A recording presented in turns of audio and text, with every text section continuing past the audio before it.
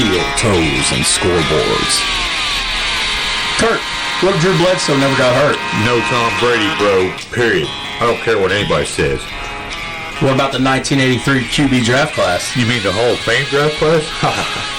You know, we typically don't get political on this show. Let me clear the air just one time. Let's go, Brandon. Ooh, hot take. You know, you are the biggest dummy in the world. You pissed off your own Steelers fan base. You know, I don't give a damn. Franco Harris had butterfingers. All right, we're going to cut that off there. Let it kind of fade out. Some things just go better on paper than what they turn out to be. Technical difficulties here. It's not shutting off. I was so happy to do a new intro, but, you know, Kurt messes up on the back end of this. There we go. It finally shut off. So, welcome to a Friday bonus episode. Maybe. I don't know. I texted Kurt last night. Actually, you need to call Kurt. I was supposed to meet him at his house at 10 o'clock this morning. But I not only overslept, I also forgot to set my alarms because, you know, we work 4 10s a week. We're off every Friday. I forgot to set my alarm this morning. My alarms only go off Monday through Thursday. So, but I texted him last night and told him we need to get some more mileage out of this thing. You know. So,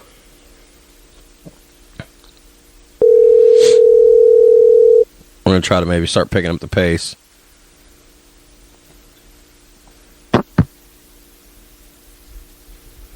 Hello, Puss. Come in, Puss. Yes, out here. I was just telling our listeners how I not only overslept, but I also forgot to set alarms. Because when I have to do stuff on Fridays, no worries, brother. We work 4 days. We work 4 days a week, so my alarms go off Monday through Thursday. Right. So I was just telling everybody we're only 2 minutes in. I cut off the opening again. I can't wait to get in next weekend. I don't know if we'll do a Saturday night. I kind of already had plans, so we might do a Friday afternoon or a Sunday afternoon. But next week I'm gonna go ahead and push through this week. We're gonna do the point guard episode. Okay, yeah. But I told everybody I was texting you last night, late at night, like, hey, we need to get some more mileage out of this thing. Right. So, I'm cool. Dude, I woke up a little bit ago at 11 o'clock in the afternoon. I'm embarrassed. Hey, to my credit, I woke up to go take a piss about 5:30, 6:30 this morning, and then I was like, oh, that's cool. I'm going to lay back down for just a little bit. But I didn't really lay back down. I went to the recliner on the couch, and I opened my windows. Good. I opened my windows last night. Yeah. And I turned my heat off a couple days ago. It was a very warm and toasty 62 degrees in this house this morning when I woke up. I bet you was freezing to death, wasn't you? Oh, man, I got a hoodie on and I got a beanie on right now. I'd say it's about what it is in the trailer right now here. Yeah, for those for those listeners, let me tell you, another reason we got the BTA 2, which we're using right now. God, this little son of a bitch has paid itself off. Oh, yeah. Best $50 investment we made. Kurt goes, yeah, I keep the house pretty cool in the wintertime, and I went over there for our December 6th episode where we did our hot takes and sausage, and that son of a bitch had his thermostat set on 63 degrees in fucking December. And I'm like, yep, definitely ain't coming back over here till spring again. Oh, man. It's good for you. Who the hell keeps their house at 60? You had the thermostat on 63. Well, I mean, I thought Luck was shaking because he was old. I think he was shaking because the little fucker was freezing. No. He wasn't freezing. Oh, man. So what we going to talk about today? I think I said I was just going to press the red button and we was just going to roll. There were some upsets last night. You want? Well, let's dive into some college basketball. Let's talk. Yeah. Let's dive into March Madness. Let's do it. Yeah. All right. Take the lead. Most surprising upset. It's the most surprising upset. I've seen several. Really, Iowa get beat. You know, here's the deal. Me and Adam were texting all afternoon because I left at 2. You know, I left 2 o'clock. I had some stuff to take care of. And I got home finally and started watching games. We were texting.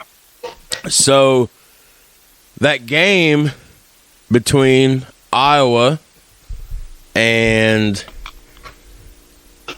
who the hell's Iowa playing? Let me pull up my bracket here. Yeah, I have to pull I'm drawing blank. I'm still got morning fog here.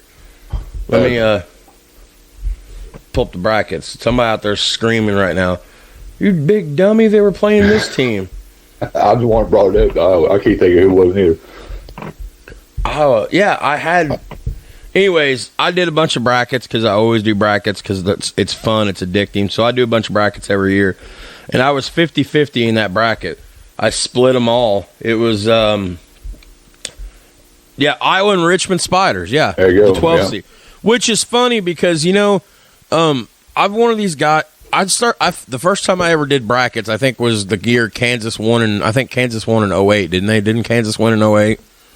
Pretty sure. I think, that was the first year I did brackets. I didn't do them in middle school, didn't do them in high school, 2 years out of high school. And there's usually almost always one 12 seed that takes down a 5 seed. Right. I mean, it's not a formula. It's just, they call it the curse of the 5th seed. Mm-hmm. Another one I was 50-50 on.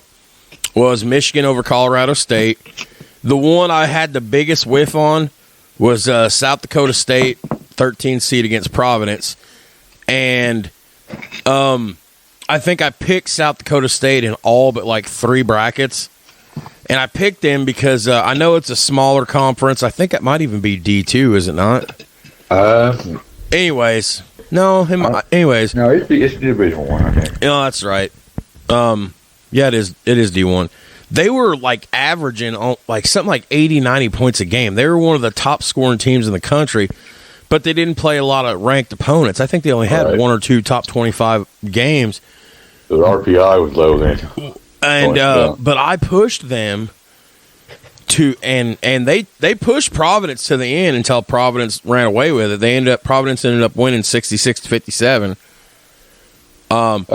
UK got beat too, didn't he? Well, yeah, we'll get to that. So gotta save that one for last, just because it's funny. One I accurately predicted, and I did not go all 100% on every bracket, but I think I was 80 or 90% correct in the brackets over New Mexico State and Connecticut, another 12 versus 5 matchup. New Mexico State beat them 70-63. And just for fun, in like 2 brackets, I picked St. Mary's upset or St. Peter's upset in UK. And they did. And I didn't even watch that. I kept watching the Hoosier game because I was like, you know what, we're going to turn this around. No, and then even in the second half, when the first few minutes of the second half, it was still within reach, and then. The Gales they put their foot on the fucking gas. And I'll tell you what, they run a pretty efficient offense. Another one that I totally whiffed on was a 13-4 matchup, which was Vermont versus Arkansas. And Arkansas barely escaped with the victory, 71-75. UCLA barely escaped. Well, I don't think I picked UCLA in every bracket. In every bracket I did, and they barely escaped, only by 4 points. Yep. What's the highlights of that? I was like, I don't know how many brackets I did this year, 10, 11, 12. Either way, I was only like 3 brackets. I picked San Francisco over Murray State, which Murray State won. That was a 10 versus 7 match. But just barely. Murray State edges them out by 5. I had Murray State upsetting Kentucky in round 2. Oh, yeah? Yeah. So that's going to be an intriguing matchup there, then. Huh? Yes, it will. Yeah, I like to say it's good for basketball, right? Mid-majors getting in there. Now, there's some good game. There's some good games coming up. Let's see here what's all on tap for today. Today we've got we have Loyola of Chicago against Ohio State. We got Jacksonville State against Auburn. We have Montana State against Texas Tech, which I think I have Texas Tech going to the Final Four in several brackets. Yale versus Purdue, Villanova. Watch out for Villanova. Jay Wright, head coach Jay Wright is he's known for doing good work around this time of the year. Yep. They're playing Delaware. I think I got them going to the Final Four or Final Eight, I think. Oh, yeah? Yeah. Miami versus USC. Now, see, I'm a Miami football. Oh, by the way, I shit you not. You know how I told you I woke up and put a hoodie on? Yeah. I'm wearing my green and orange Miami Hurricanes hoodie right now at the kitchen table. Now, I'm not big on Miami basketball, but it's, that's my favorite college football team. I mean, they're the only school in D1 collegiate athletics that's known by one letter. It's the U. Yep. I don't know if Jim Larinaga is still coaching Miami or not. Larinaga is an underrated coach. Yeah, for sure. Notre Dame's playing Alabama today. And watch out for this upset here. Number 11, Virginia Tech against number 6, Texas. That could be... I got Tech going. Yeah. That could be intriguing. Also today, Adam Sweet's surefire upset. Adam Sweet's got number 13, Chattanooga, upsetting number 4, Illinois. Oh, boy. Duke versus Cal State, Fullerton. Iowa State, another sleeper, versus LSU. Number 1 seeded Arizona against a 16 seeded Wright State. Another matchup I've been looking forward to. We got 5 seeded Houston taking on University of Alabama Birmingham, UAB. Houston, I got Houston going to the Final Four a second year in a row again. My surefire upset pick today, 14-seeded Colgate takes down 3-seeded Wisconsin. We got a 10 versus 7 matchup, and this one I've been paying a lot of attention to. Me and Adam talked at length about this. You've got number 10-seeded Davidson. Okay. Davidson is where Steph Curry played. Right. They're coming in 27-6. They're playing the 7th-seeded Michigan State, coming in at 22-12. And you know how much I talk about Tom Izzo. Right. I don't know how much I've talked about him on air. How much have I talked about him at work when we've just been talking? Oh, yeah, quite a bit, yeah. So, Tom Izzo, I put him up there in that I don't know if he goes on Mount Rushmore, but I put him up there in that talk of these legendary Hall of Fame badasses or guys that should be the guys like the John Woodens, the Bobby Knights, the Coach K's, the Jim Boeheims, the Jim Beelines, the fucking Roy Williams, the Bill Self, but Michigan is not playing Rick Pitino. And unfortunately fucking Calipari. Yeah. But Michigan State is not playing good basketball. They just haven't been like Izzo's always in the run. This is what I tell everybody. Izzo, and no matter who he has, if he has all seniors, if he has all freshmen, whatever.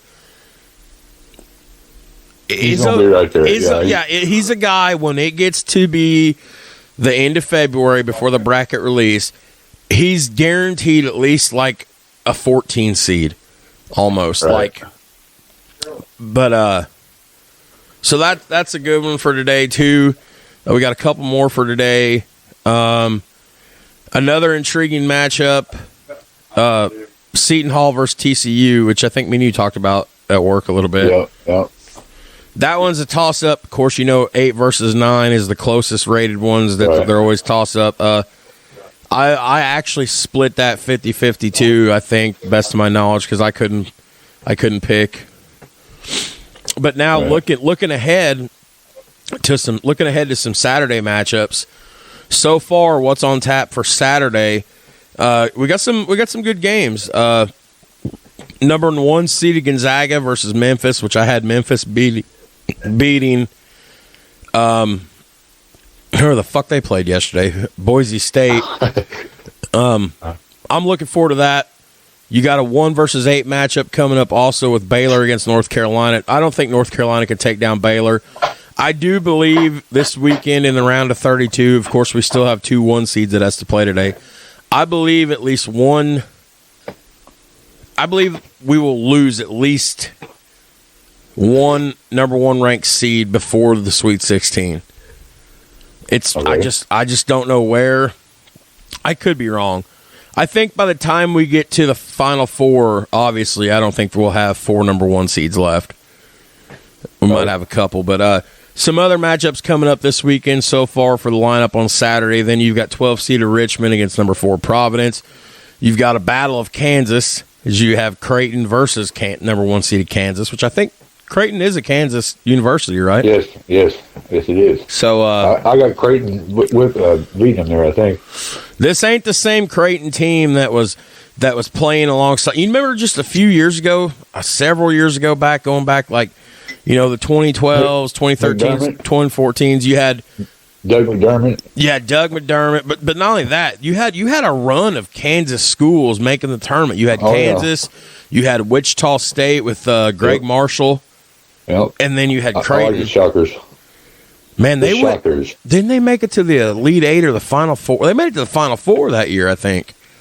Yeah, they made it one year there. I can't remember what year, but yeah, they was pretty tough. The matchup that I didn't want to see is also coming up Saturday. You'll have St. Mary's against UCLA, which, as I said, Adam, I'm gonna go to my text message screen with our boss, and I can see them posing a problem for UCLA. Maybe I want you to read this. I said, in all seriousness, can we take UCLA? I'm confident we can take St. Mary's tonight, which is my fault. Hoosier fans, Hoosier Nation, I'm the one that cost us a victory. I jinxed us. Send me the hate mail. He said, I say IU by 5 tonight, UCLA by 12 Saturday. Write it down. That did not age well. I mean, I watched a little bit of the highlights. I watched the highlights of the game, and it was one-sided highlights. That's about all I need to say. We're supposed to be good defensively, but we couldn't guard the water bucket last night. Good night. You know what joke I made? And I'm sure I'm not the only person. I'm sure if I hop on social media, I'll see 15,000 other people saying the same thing. I watched the cheerleaders go up to get the ball after it was stuck on the back of the goal. And I said, look, our cheerleaders rebound better than we do. Oh, no. Well, we need a rim shot button, damn it.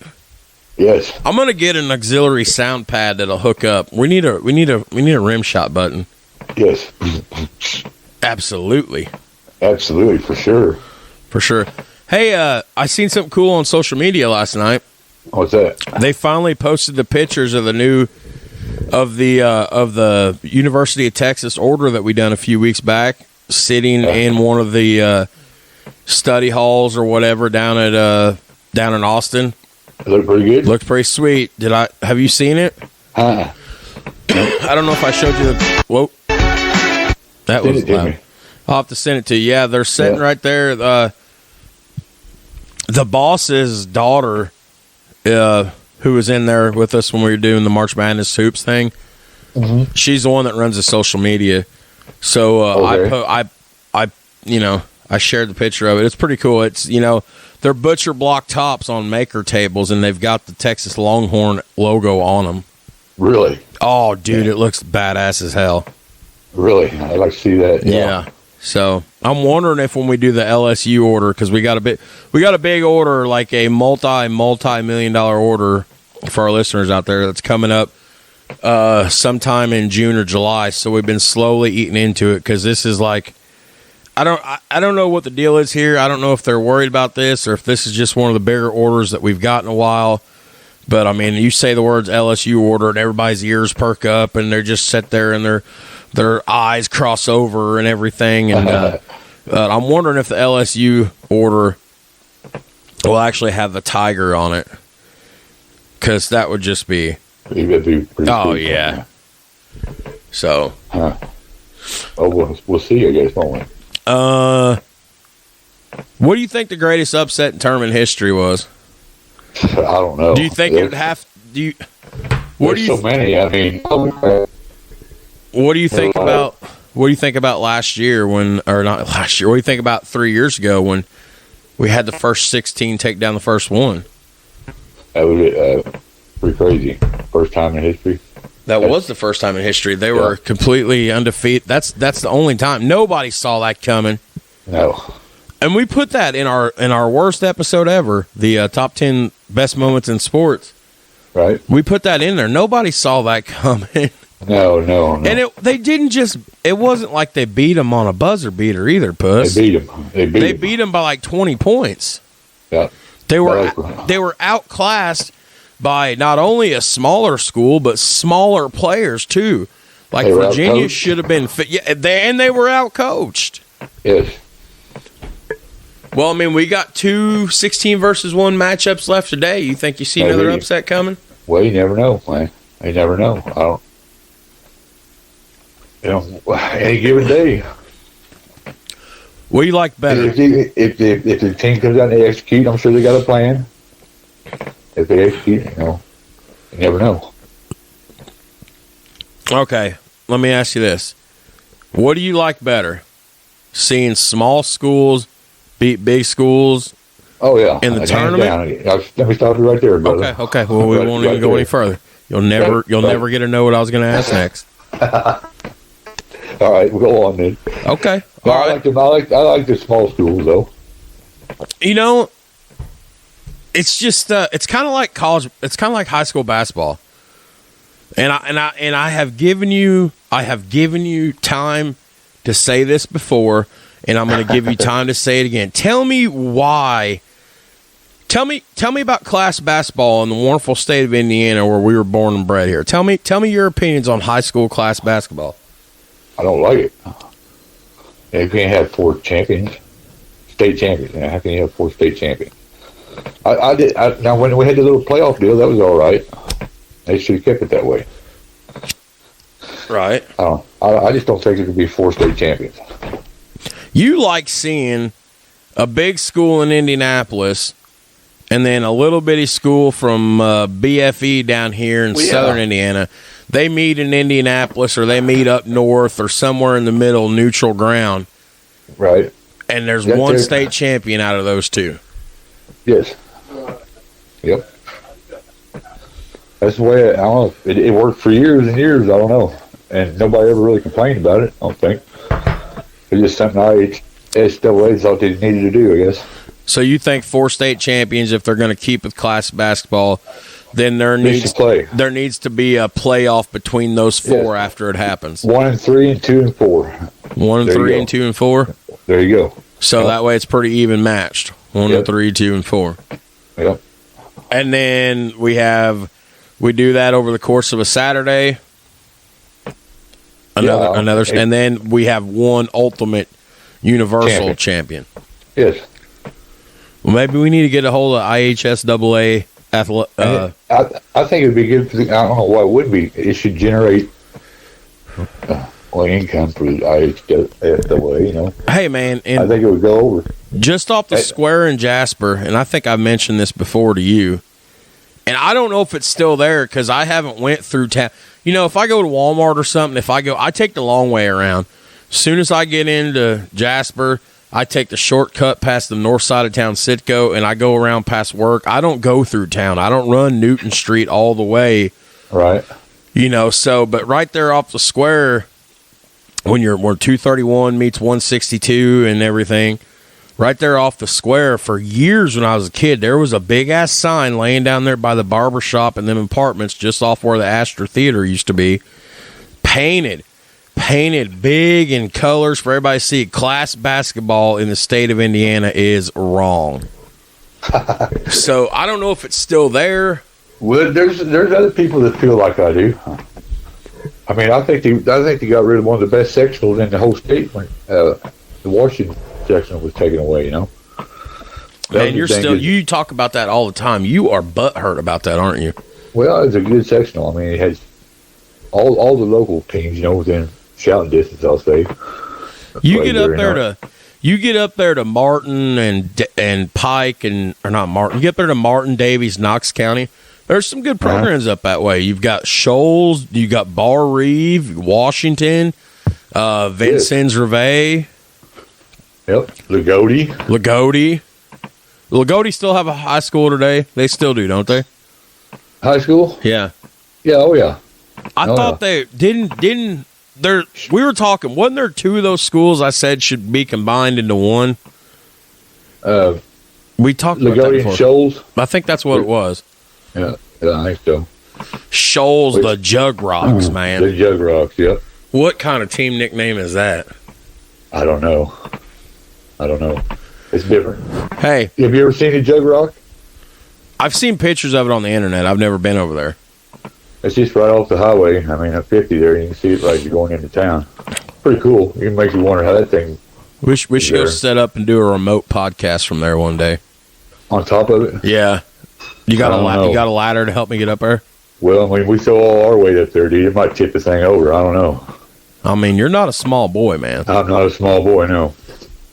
We get a quarter ton up there, it might just tip the thing over, dude. Well, we get a quarter ton up there. That takes care of my portion. What about yours? No. I've been losing weight, dog. I know. I see it. Been checking you out, man. So I'm not gonna go into a lot of details here. I'm just gonna lightly throw a strike down the middle because I told you I was gonna. First pitch. I'm jumping all over it. Okay. You it's a strike. You did a good deed yesterday. That's all we'll say. Yeah, just generally concerned. You helped save another guy's life yesterday. I need to start nominating you for going the extra mile. Well, you're a good person. You're a better person than me, Puss. I tell you what, you care about people. Well, I do. Aside from my kids and my family and I guess you and Luck now, because I mean you are my brother. I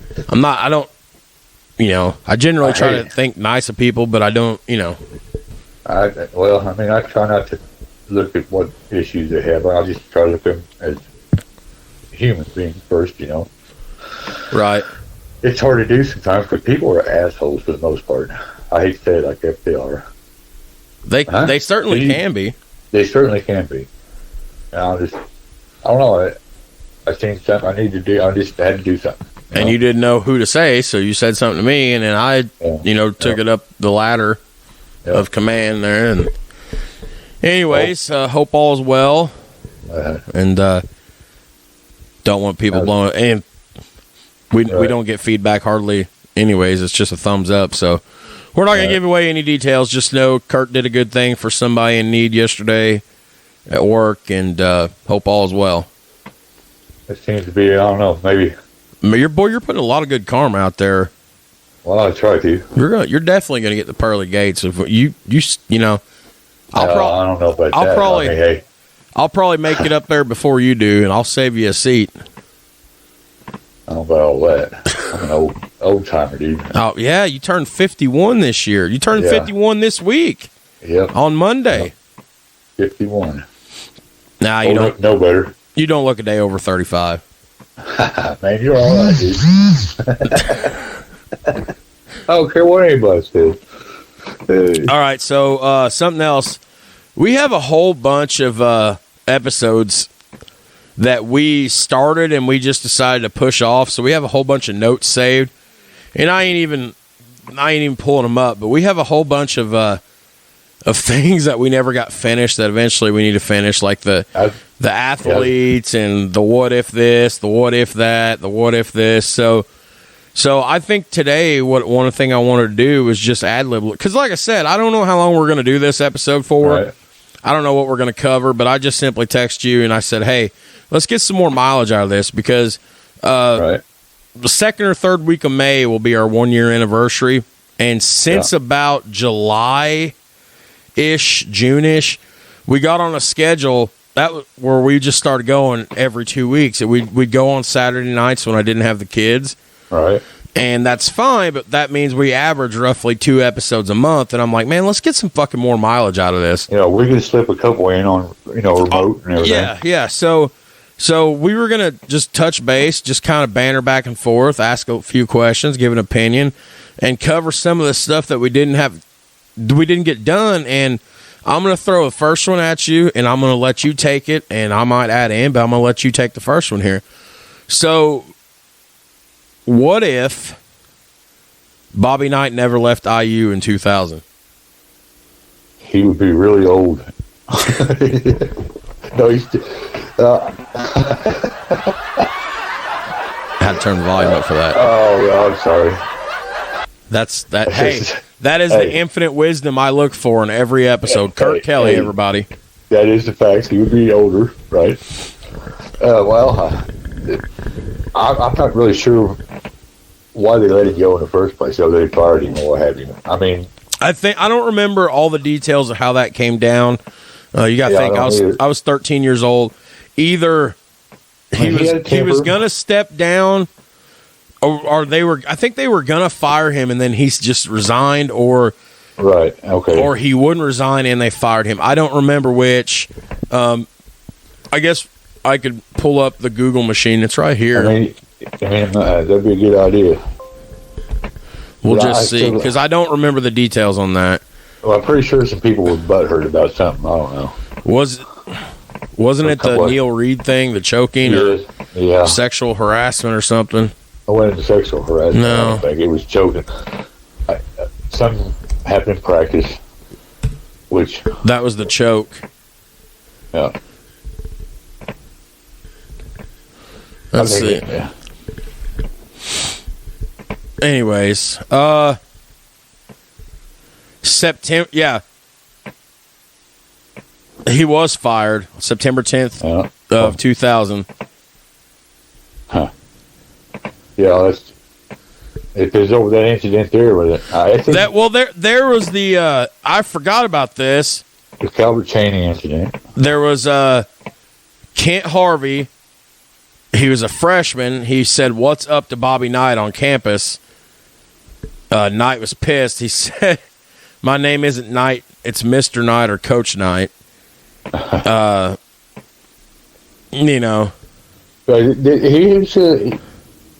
I don't know how to say it, cantankerous maybe, that fella. You ever watch any of his golf shows? Who? Bobby Knight. The little clips he... No, I've never seen those. Oh my gosh, man. It was Golf Made Easy was the name of it. It was Bobby Knight. It's on Bloomington Channel, I think. It was pretty interesting, though. It was bleep, bleep, bleep, bleep. Think about his record, though. To me, he's the greatest coach, not only in Indiana history, probably the state of Indiana history. He's probably the greatest coach of any sport in the state of Indiana. Professional or collegiate, no matter the sport. I'd have to agree, yes. He spent, I want to say, like 30-something years in Indiana. Right. Let's see what Google says. I'm pretty sure it was wasn't it like 30 years, 31? It was several years. 29 years. 29 years, yep. National championships, and the only one I know for sure, I know he won three. The 87 was the last. That was the year I was born. Yep. They won 81, 76. Isaiah Thomas being out 81. 2 more Final Four appearances, 11 Big Ten championships. That speaks for itself. I mean, well, he was very demanding coach. So I mean, it was his way or the highway. He had a game plan, and that part of it is brilliant. Let's just say his social skills could have been a little bit sharper. So what would have happened if Knight would have stayed on? Oh, I think we'd have another 2 championships, I think, at least. You think 2 more national titles? I'm going to say 2 more. Yeah, especially with some of the talent that rolled through there then. Yeah. Man, and think about some of the guys that came in to the program. And not only that, what's fun, what one of the reasons we never put this episode down on paper or finished it or put this episode out on tape was it's all opinion based, but it's so hard to speculate because if Knight would have been there, some high school athletes across this country commit to certain universities for football or basketball because of who is leading the team. Right. Now you think about all the players that went other places who have come out of saying, they liked watching Indiana basketball or so. Could you imagine if Derrick Rose wouldn't have been playing at Memphis in 2008? He'd have been playing for Bobby Knight at IU. Right. Yeah. Could you imagine if Dwayne Wade wasn't playing at Marquette, but he played at Indiana for Bobby Knight? Yeah, it'd be game changers. Anthony Davis, instead of going to fucking Kentucky, just hops right on down the road from Chicago, because I believe Anthony Davis grew up in Chicago, I thought. Could be wrong. I think that's right. Could you imagine Davis just hopping south and just coming to Bloomington? Of course, we had some talent roll through there that, Bobby could have worked with for sure. He had Marco Killingsworth. Roll with it. I love this one. Lawrence, I think he coached Lawrence Funderburg. Think so. I think he did. I think he might have, or maybe not. Cody Zeller. There you go. Could you imagine if in 2011 Bobby Knight was still coaching IU? At what age would he be? Oh, God. He'd have been in his... Well, how old is he now? How old is Bobby Knight now? He's got to be at least 80 years old, don't he? No, he couldn't be 80 already. Boy. Time flies. Oh, okay. He's 81. There you go. So 10 years ago, 11 years ago, he'd been 71. But can you imagine? That would be toward the end of his career. I mean, surely. If Bobby Knight was coaching that night in Assembly Hall, to me, that's as best as winning a national championship. Kentucky's ranked number 1. Christian Watford, the 3 at the buzzer, and they fucking rush the court at Assembly Hall, man. Yeah, that's why they don't match up anymore. We don't match up with Kentucky every year anymore, isn't it? Didn't they do away with that matchup? Calipari got rid of it. Yeah. Yeah, he wouldn't agree to the schedule. So we don't play them in the season anymore. That used to be a big showdown every year. To me, Indiana versus Purdue is good, but to me, it doesn't have the sizzle that it was when it was Indiana versus Kentucky. Right. There you go. That's right. So we've had to me, in my opinion, and that's the best thing about sports talk, it's very opinionated unless we're doing research episodes. To me, Indiana versus Purdue has just become we've had to tolerate it. It's like when you get married and you don't really care for your in-laws, but you got to tolerate them. Right. I'm not saying that's true. I'm not saying I've been there. I don't want to put that out there and somehow this gets back to her. That's not what I'm saying, but I mean, you know what I mean. I got along with my father-in-law and mother-in-law. Right. Anyways, that's not the point. The point is we are accepting a substitution with Indiana versus Purdue. I get it. It's a division rivalry. It's an interstate rivalry. But to me, I never cared as much about Indiana versus Purdue as I did Indiana versus Kentucky. Same here. So I mean, go ahead. They were marked on the schedule, but Purdue was. But the one that was circled was IU Kentucky. It's a circle. That's right. I mean, it was what we were going to see what we had that year. It was usually an early season matchup, which I like. See where you stand at that point in the season. It'd been fun to think about some of the players that have come through in recent years. If they would have came through earlier too, and Bobby would have been there. And the first name that pops out to me, and Adam shits on me about this all the time, was I think Romeo Langford had so much potential. Agreed. And I mean, he's did his one and done, went to the NBA, whatever. I think that was one of the biggest whiffs we had with him. Like, when he was getting ready to sign, there were schools recruiting him out the ass, and there were several Power 5 conferences schools that had offers to him, and he's like, "No, I'm just going to stay here at home. I'm going to play for IU." And man, oh man, oh One and man, done. I loved that kid. One and done now. One and done. I don't know what I feel about all that, neither being able to. Dude, that's why Going there's that no early. dynasties in college basketball anymore. You I have agree. coaches with legendary programs that keep refilling Yeah, with they newer rebuild- they players build- every year, but that's just because kids are going to play for that coach because they're NBA coaches. John Calipari brings nothing to the table for Kentucky. Fuck you, Kentucky fans. I love some of you I'm tight with, but fuck you, Kentucky fans. I've said what I said.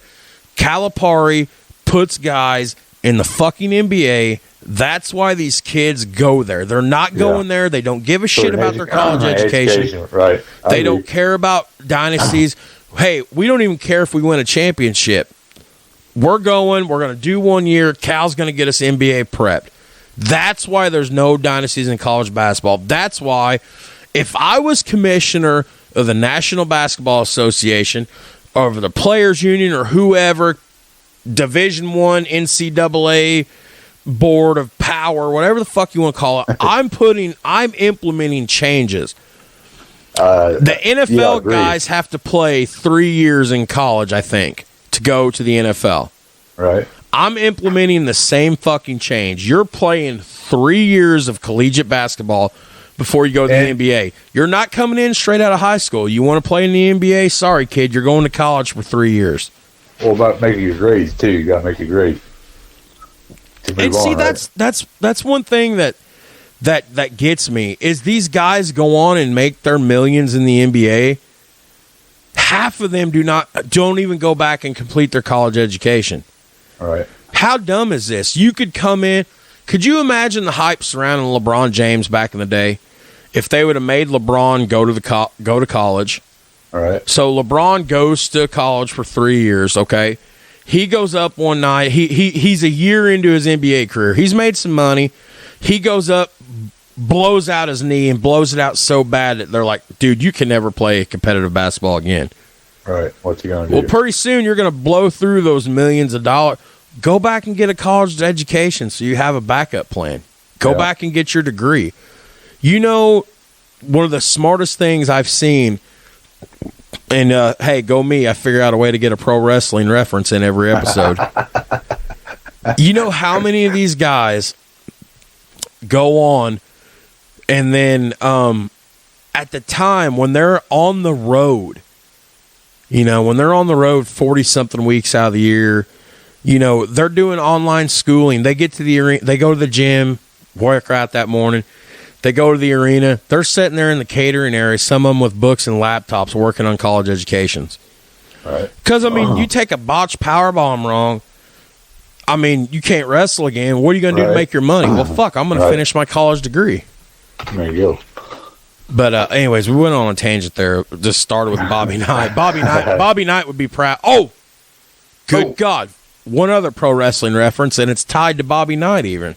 Oh yeah. So What I you brought got? this up to Adam. I brought this up to Adam at work the other day. I said, hey, in like 2001, 2002, it was like Bob Costas did an interview on his HBO show with Vince McMahon, the owner of the World Wrestling Federation. Well, I guess WWE now.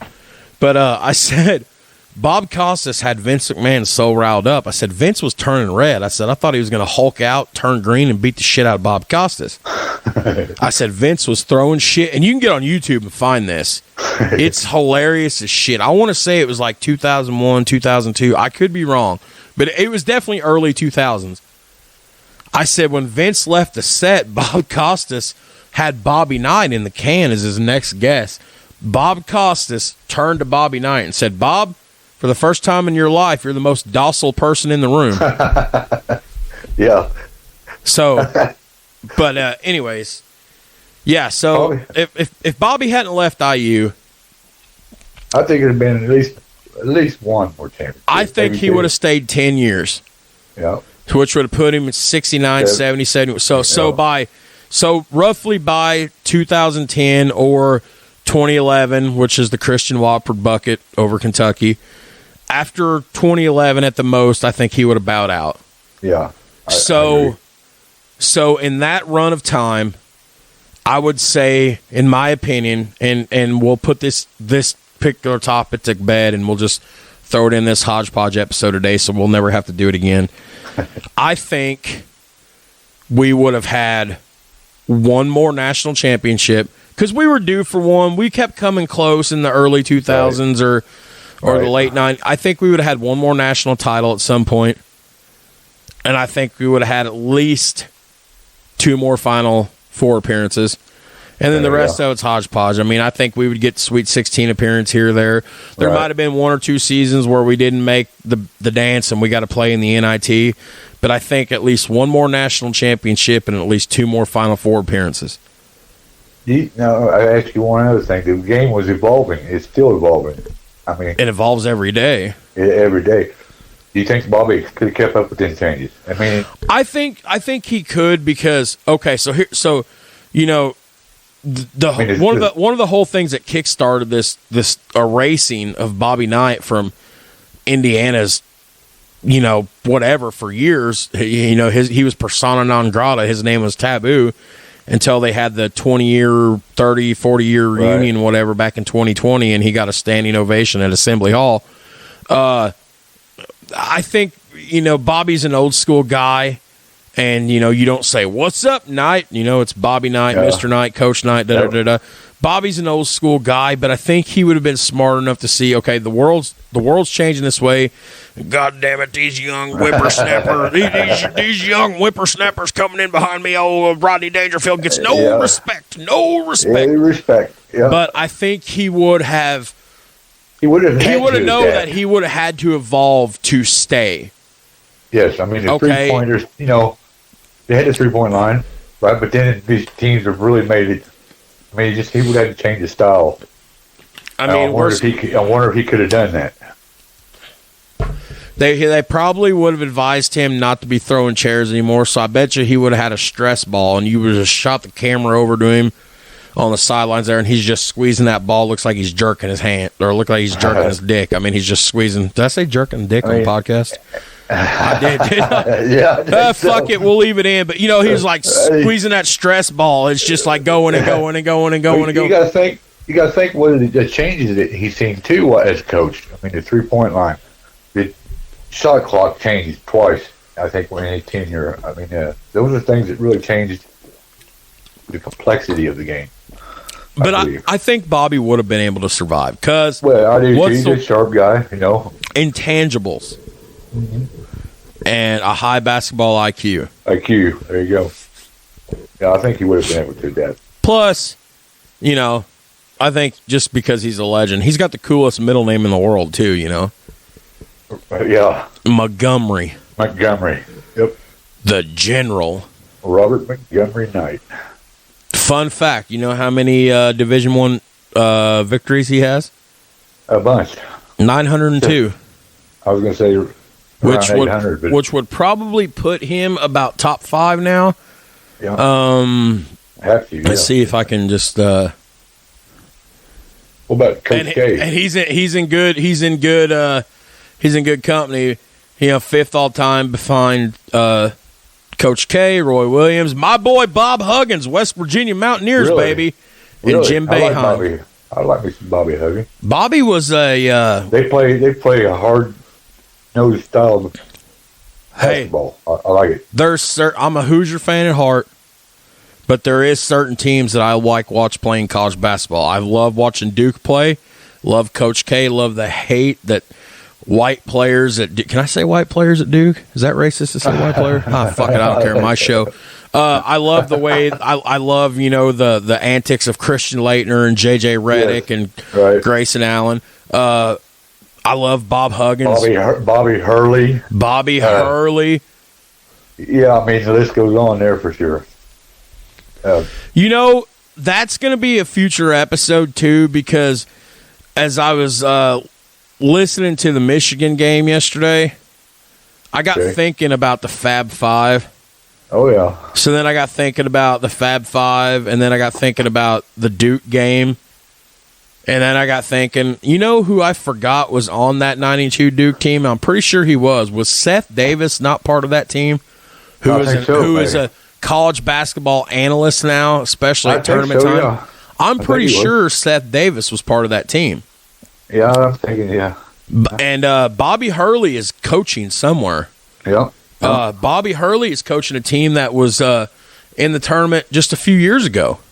I don't remember where he's coaching, but Bobby Hurley is coaching somewhere. High basketball IQ. And you know my love for Grant Hill, because I talk about Grant Hill all the time. Grant Hill, I like me some Grant Hill, yeah. You know, every kid, especially my generation, you got to think about kids like me that were born from in 87 to a couple years before me, the kids that were born in 85 to a few years behind me, kids born in 90.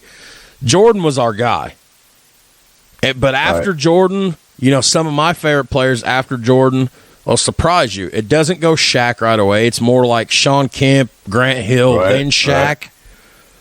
So Grant Hill, what a great two-way player. I mean, defensive end and offensive end. We're going to do a career look back at Grant Hill episode someday.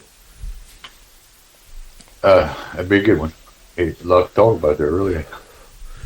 All right, okay. So, do you want to tie a knot? Tie a knot. Do you want to tie a rope? Damn it! Tie a bow on the Bobby Knight portion. There you go. Yeah. Anything else to add?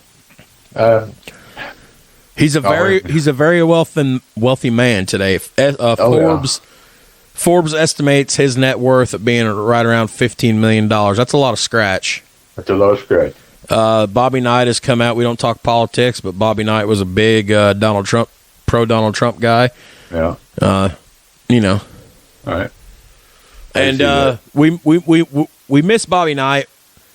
I got hopes for Mike Woodson, but he's not going to be Bobby Knight.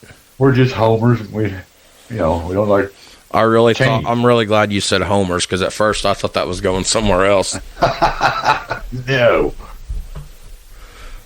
I was going to tell you to keep it clean, but I said jerk and dick a few minutes ago. So. Homer Simpson. Dope. Homers. Dope. You little. Sometimes Homer's my spirit human. Me too. All right, so moving on. Here's another one that was in the can that was started, and this is all opinion-based. Just throw this out at you, and you can ad-lib, and I can ad-lib. I don't know how long we'll stay on this, but what if KD never left Oklahoma City? Do the Warriors win back-to-back championships then? I don't think so. 17 and 18? I don't think so. You don't think so? I don't know. That was a pretty good team. The guys were lights out. Does KD get a ring if he stayed in Oklahoma City? I think so, yeah. They were just, him and Westbrook, and it was just starting to get a little bit of a nucleus there. Yeah, I think they would have. They were pretty good. The Western Conference Finals in 2016, OKC and Golden State. Wow. Probably one of the best NBA Conference Finals I've ever seen. Right. Klay Thompson had that miraculous Game 6 where he puts up 40-something points. Yeah. But, they lose, and you see Kevin Durant walking off the floor, and the camera's on him, it ain't on Westbrook, and you could just see this look of utter disgust and heartbreak on his face. And I think it was pretty much at that time that he realized, hey, I'm not coming back. Right. So, they were just one piece away from it. Well, and our boss, his theory on ring chasers, he hates guys that team jump to get a ring. Right. Which I kind of understand, but I kind of don't. Isn't the overall goal, if you leave in free agency, you're going to go to a team that you think has the pieces together and they just need one more piece? Right. So I don't know if Adam's more like he wants something that's organic and homegrown, kind of like our 2002 World Series champion Anaheim Angels we just covered back when I had COVID. Yeah, that's another way of going about it. There's several different. So who knows? I don't know. KD. I think if he stayed in OKC, because Westbrook didn't leave till what 2019 or 2020, Right. or maybe later. Maybe I don't remember. Did Westbrook leave this year or the year before? Sometime during the pandemic era, 2020 on. I can't remember off the top of my head when Westbrook left. I don't know if it was this year or last year, but I think it was last year. But here's the thing. I mean, they were worried about losing Westbrook. He made it clear he wanted to go to L.A., wanted to play for the Lakers if he had to, the Clippers, but he really wanted to be at the Lakers. So that's a 1-2 punch. You know, Westbrook was averaging triple-doubles for the season. Nobody's done that since Big O, Oscar Robertson, who, by the way, is on this point guard list that we do. Yes. Or will do. But I'm just, you know, does he get a ring if he stays in Oklahoma City? Or I guess I ask what happens if he stayed? I think they add another piece or two and they make another run at it. So, you know, it's crazy to think that at one time people were shitting on Golden State for having a big four with Clay and Steph and KD and Draymond, but yet just 7, 8, 9 years prior, OKC for a couple of seasons had a big four with Harden, Westbrook, KD, and Serge Ibaka, and nobody said a word. Right. So, man, and fun fact, he don't get talked about a lot, but I love Serge Ibaka. I do too. He's still playing. Love Serge Ibaka. Yeah, he's a good player. But yeah, so and not only that, speaking as a fan, so here's the deal. I've said this before, so I finally come out and kind of attach my horses to the Lakers, which I kind of always have been. So I'm always going to be a Pacers fan. That's going to be my team. Right. But I also attach my horse to the Lakers wagon. I always have. I just didn't really come out and. So I essentially have two teams I root for, one in each conference, the Lakers and the Pacers. But I stopped watching basketball in high school. I told you that. I stopped watching the NBA for a while because it just got stupid there for a while. Yes. And what brought me back to watching the NBA, what brought me back getting excited, was the shit that Derrick Rose was doing the year before he blew out his knee and he was never the same guy in 2011. Yeah. So since 2011 came around, I root for the Pacers and the Lakers, but I hadn't really made it like, hey, these are my guys. So I liked watching a lot of teams, and I liked watching OKC play. Yeah. And Kevin Durant is a tremendous player. Oh, yeah. But Kevin Durant has an ego bigger than my fat ass. Oh, yeah. And I have a huge fat ass. But his ego is way bigger. Oh, yeah, for sure. He ring chased.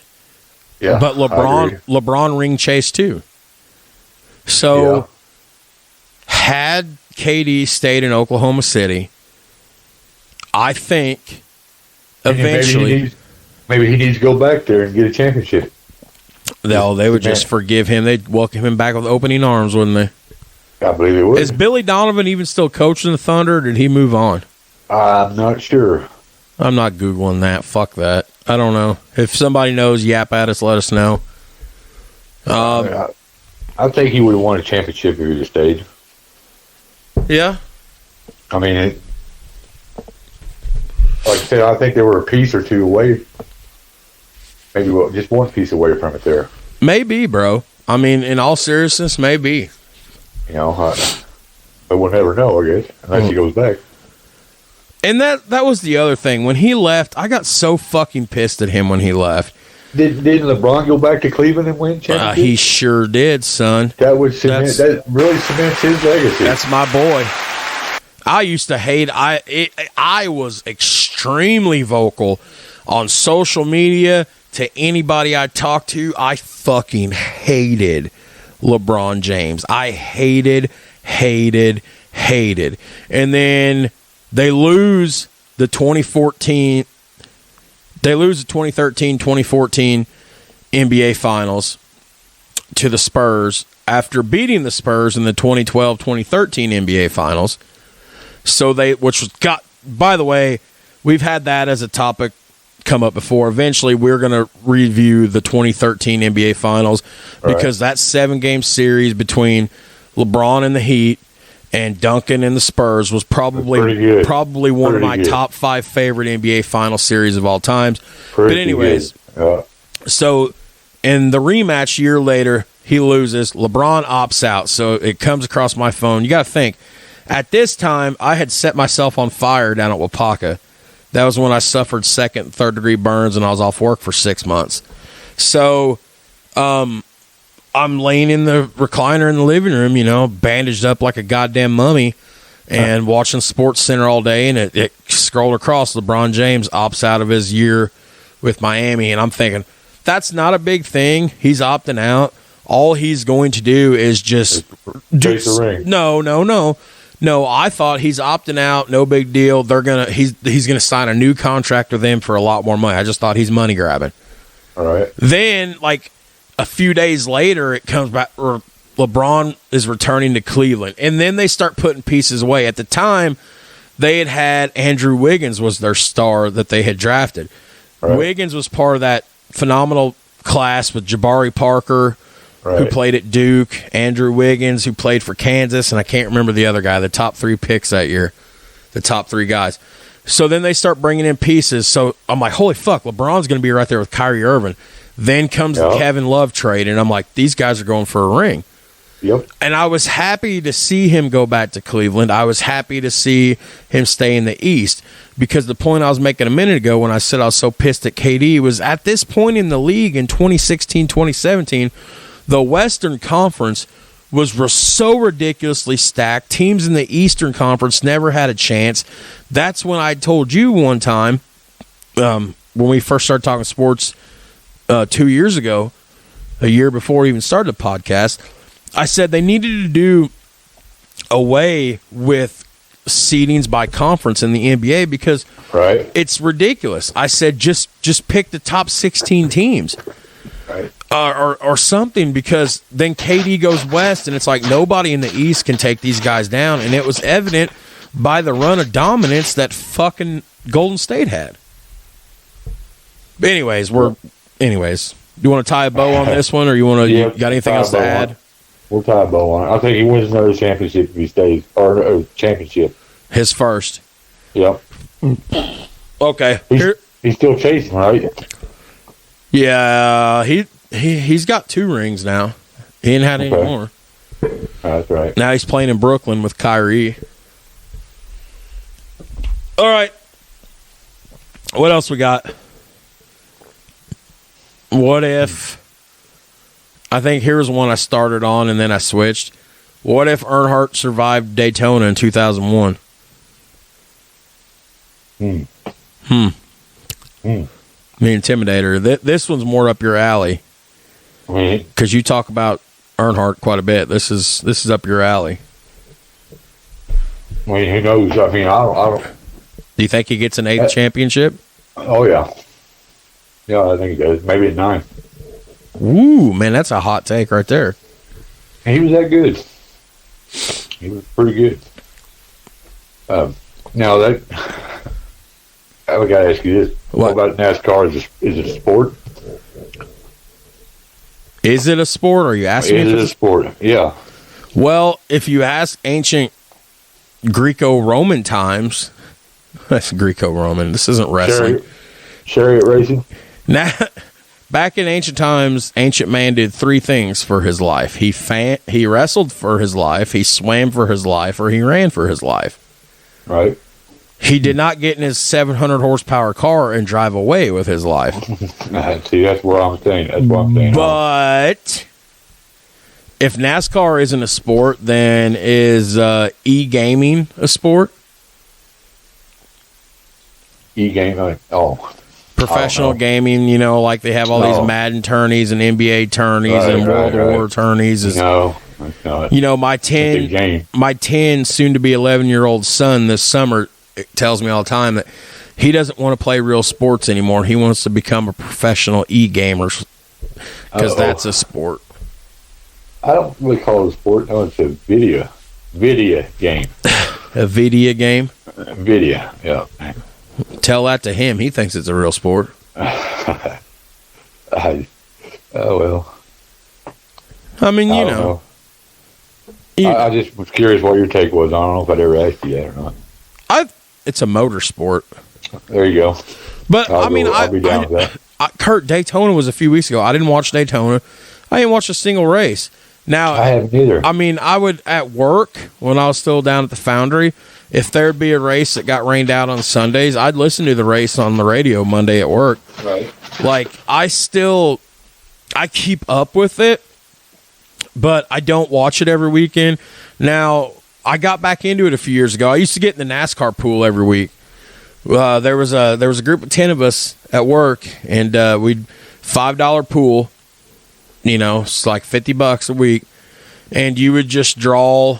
You draw two numbers, and those two numbers would be the positions on right. qualifying. That'd be your driver for the week. You know, I'd on average I'd win 1 week about every 6 weeks, 8 weeks, which I mean that wasn't good. It was just luck of the draw. But you know, I'm a racing. I don't know if I say a racing fan. I like it. I like the racing. But here it is. I mean, is NASCAR dead? That wasn't really a what if. That was just a simple topic. I never know. How. Is NASCAR dead? It's certainly not as big as it was in 2000. Okay, so it's not dead. You're just going to say it's on life support. Yes, I think it is. So how do you bring NASCAR back so mainstream again? Or do you think it's just changing to the times now? It's changing the times. Where's the next Earnhardt at? Okay, so here we go. So fuck it. I'm going to send it. Can I send it? I'm going to send it. Can I send it? Send it. Okay. Send it. So I read an article about 4 years ago. I think it was about 2017. So I read an article.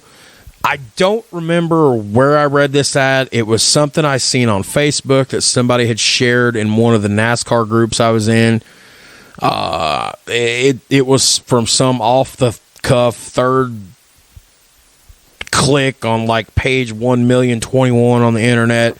Some sort of publication website that will never gain any traction. I don't remember what the fuck it was called. I really, really, really don't. But it said the reason NASCAR is a dying sport is because it's 2017 and times have changed. Times have changed because NASCAR was born out of the ashes of racist old people who do nothing but, you know, lobby for the destruction and removal of black Americans and races and da-da-da, just went off on a tangent and said that the reason that NASCAR is a dying sport is because people have woken up now and they're more tolerant about the LBGT, I can't say it all, the alphabet community, I don't remember all the acronyms for all the homosexuals and this and that. And, right. And, you know, it's so, it just, I mean, this bitch went off on a fucking tangent. Just lambasted everybody, calling everybody racist and da-da-da-da, and then she brought it back to the forefront, and she had pie charts on ratings and viewership from this year and this year and this year, and this coincides with, you know, the signing of equality law. Like, she basically said NASCAR was a dead sport because now, in 2017, we are more tolerable people. We realize the things we can and cannot get away with and the things we can and cannot say. And Mashup very well. It was a very well presentation. I think she also might have been somewhat psychotic, but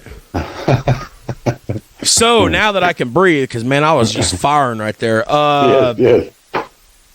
Think that holds any weight, or you think she's just off her damn rocker and a little cuckoo?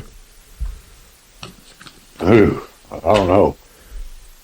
NASCAR wasn't born out of racist. NASCAR was born because moonshiners. That's right. Running fucking alcohol in their cars, prohibition. They're like, hey, this is fun. That car's fast. Well, hey, how fast is your car? You want to race them? I mean, that's where NASCAR was born. Yes. You want to race them? What do you want to race for? I don't know. How about bragging rights?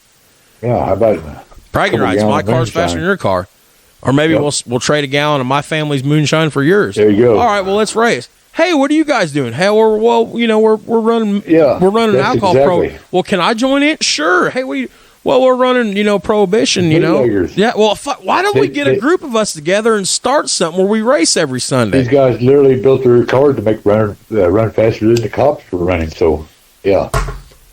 That's where that legend was born in. Yeah, NASCAR. so, but, Well, dude, I wish I wish I knew where that was.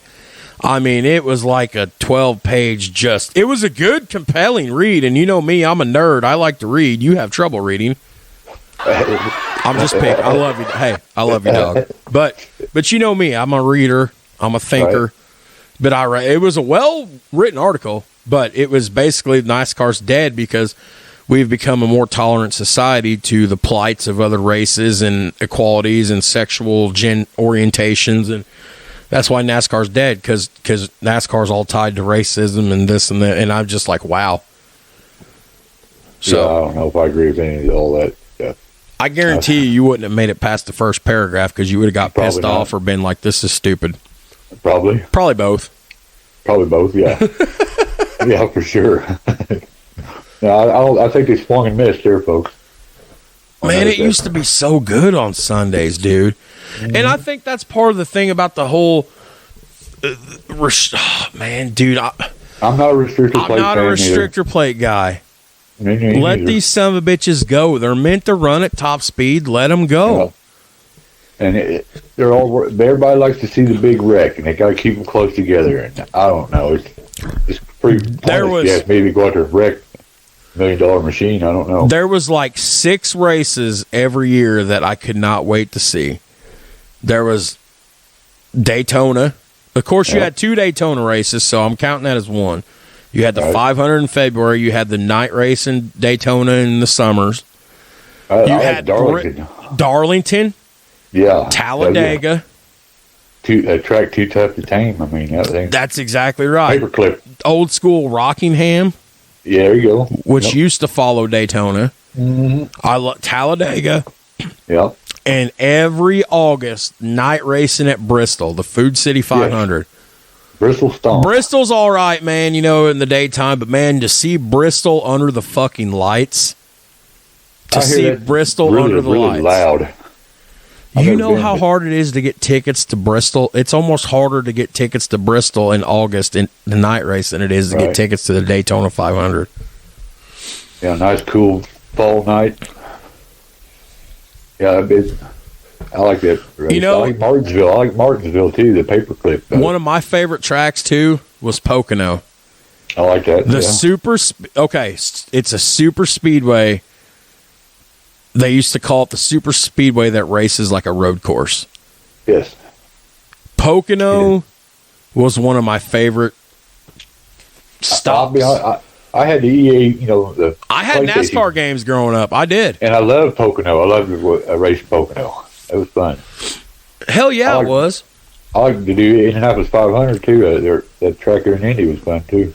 But, and to me, another reason NASCAR, it's what. Okay, so sidebar to get to this place. So as I've mentioned to you, and I've mentioned on air, and I've mentioned in some of my solo bonus episodes, I'm coming to grips with the fact that I am getting older. That life moves on. I'll be 35 this summer, and I just talked about it on our episode Monday night. We just lost Scott Hall in the world of professional wrestling. Right. The Undertaker hung up the boots. He's done. He retired a year and a half ago. Everybody's getting older. I am getting older. These childhood stars, it's harder to follow new because you've been so accustomed to the old. Tell me about There's it, brother. no new stars being born in NASCAR at the time because times have also changed. The things so at the end of the day, these guys are all pro athletes in every sport, including NASCAR. They're still considered pro athletes. Right. Back then, your number one job was to win games, win races, win matches.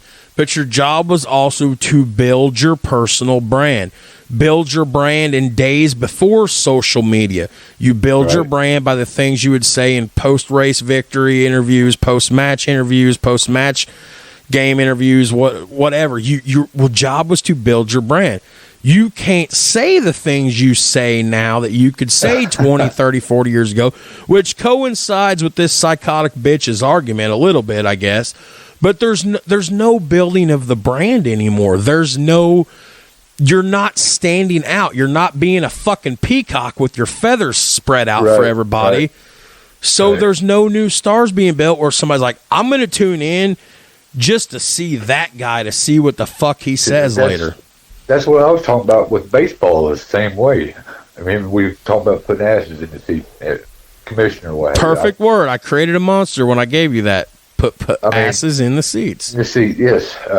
That's what it takes. And obviously it's missing in NASCAR. It's missing in baseball.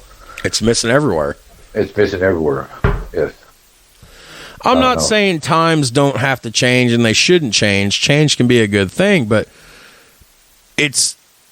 there's no new stars, and all the old stars in every sport are retiring or passing away. Right. Yeah. And I've been accustomed to this shit for 35, 34 years of my life, and now it's like, hey, here's something new.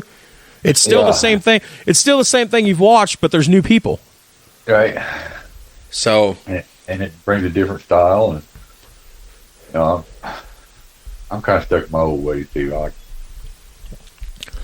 I like before shot clock, and even the 3-pointer. I like the basketball game then, I tell you. Right. Boy, that stuff was implemented.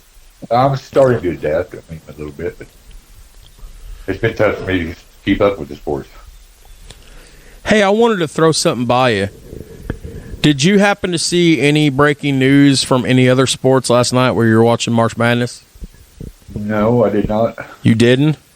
No, like I said, I was just watching the highlights. I didn't stream it like I was going to. So, but you didn't see any breaking news, like NFL-wise? You didn't hear about no trades going down? No, I didn't hear about any trades. Oh. So you want me to just... Yeah, fill me in. Okay. So... Green Bay re-signed Rodgers. Yeah, okay. So here's the deal on that. So Green Bay re-signed Rodgers for a huge sum of money. Right. And, people are 50-50 on Rodgers. Some people hate his guts. Some people like him. I say he's well-deserving of what he gets paid, but... There's a but in my mouth. But... Yeah. They re-sign him for a ridiculous amount of money. Then they had signed. Didn't they sign Devontae Adams earlier in the year or last year to a huge sum of money? Well, now it becomes an issue with me with money because now they've traded their star wide receiver to the Las Vegas Raiders for a first-round pick, additional picks to be mentioned later, and a couple of players. So now you have your star quarterback back under contract, your star wide receiver that you so what? Now you have your star quarterback with nobody to throw the fucking ball to. I'm not sure what's going on here. Now Rodgers had some key possession receivers who I think could be number ones, provided these guys are still under contract or they re-sign in free agency. Guys like Geronimo Allison and like Valdez Scantling, like I loved those guys. But you're without Devontae Adams now. And that was the go-to guy there, for sure. So why re-sign your star quarterback when now, after re-signing him, you're probably, in my mind, they're thinking, oh, fuck, what are we going to do about money? Well, Devontae's got this big, we got to have Aaron Rodgers. We can't, Devontae, whatever, Rodgers is Rodgers. Rodgers will do Rodgers things. There you go. There's another line. Rodgers will do Rodgers things. We're going to cut some. No, don't cut him. Trade. Okay. Who's a big Devontae. Okay. Ship his ass to fucking Las Vegas. Bad mistake. I don't think he's going to bowl well for him. So. I think Rodgers is done after this contract's up. I think it's a 2-year deal. Yep. I think Rodgers is done. I thought Tom Brady was done, but Oh, boy. Dude, I'm still hot about that. Yeah, me too. Okay, and I'll say it again. We set in my basement. I did on the phone with you recording Tuesday night, and I'm going to ask you right here at, 1:45 Friday afternoon. Who is he trying to prove something to? You got to wonder. What does he want to prove, Kurt? Who is he trying to prove something to? You got to wonder. I don't know. Maybe himself, I guess. I don't know. He's got 7 rings. Your Steelers have 6 rings. 6. Yeah, I know. The fuck does he want? He's already the GOAT. Don't say Yeah, goat. Don't say goat to me. I have to say it, though. I mean, yeah, I don't know what he's got left to prove. You gotta wonder. Maybe him and Aaron, or I don't know. Maybe Aaron is talking back in, coming back in for another year. Mm-hmm. Possibly, I don't know. Who knows? Do you, All I know is he's back, and I don't like it. So there was something else that came across my feed yesterday that I wanted to put this out here too. So the Cleveland Browns. Okay. Yeah. So 2 or 3 days ago, Baker Mayfield put a post out there on social media, in a heartfelt letter to the city of Cleveland and the fans. Think that he can't wait to see what his next opportunity is, and thanking everybody here. At that time, Baker was not being traded. He was not being released. It had just become public that Cleveland was going to be talking to Deshaun Watson. Right. Okay. And this is why I love the Cleveland Browns franchise, because they shit the bed more than about anybody. They shit the bed worse than the Detroit Lions and the Miami Dolphins do. Yeah. So whatever, it's made public that they are going to be bringing in and talking to Deshaun Watson. Meanwhile, you've got your star quarterback over here that you moved mountains to get. Right. And, he's finding out you guys are bringing him in, so he's like, fuck, I'm going to be cut from the team. Right. So he puts a heartfelt post out there that, he doesn't know where he'll be next year. He might still be in Cleveland, but he doubts it, blah, blah, blah. He's thanking the city and the fans and doing all the right things that a pro athlete does when they feel like they have to say something when it's been made public their team's probably looking to replace him. Right. Well, then yesterday, the Browns get notified. Now, I don't know. I didn't look, and I'm not going to Google because I'm lazy. One of two things happened yesterday. Either Deshaun went and met with the Browns and said no, or he just decided after talking to his agent, like, I ain't fucking talking to Cleveland. It's Cleveland. I'd say you're a little bit right on both of them. So whether that happened and he met with him and he was just like, it's a no for me, dog, or whether he was like, I'm not going there, so they called and canceled. Well, either way, the Browns get notified that they are not in the running for Deshaun Watson's services. So then they're like, oh, no, because Baker put that post out there. We look like jackasses. Well, then the shoe dropped, because yesterday Baker requested a trade from the city of from the Cleveland Browns, to which Cleveland went public with their PR and let it be known that we are not trading Baker Mayfield. We will not be getting rid of his services. And I'm like, so you find out you're not going to get this other star quarterback. Your quarterback wants a trade, and then you're going to be like, no, we love Baker. We love Baker. That's pretty shitty if you ask me, dude. This is what it's like. Baker, we love you. We love Baker. Come on, Baker. Honey, let's talk about this. Wait. Come on, baby, let's talk about this. Come on. Yeah. We're not, no. And then Baker's like, fuck you, no, we're not talking about it. They're like, well, we're not trading you ever. Right. I just think it's funny. Cleveland Browns are the Cleveland Browns for a reason. They shit the bed. They're dummies. They do Cleveland Brown things. They do, yeah. We always have that. We always use that phrase positively for everybody. How about we use it negatively once? The Cleveland Browns do Cleveland Brown things. Yes.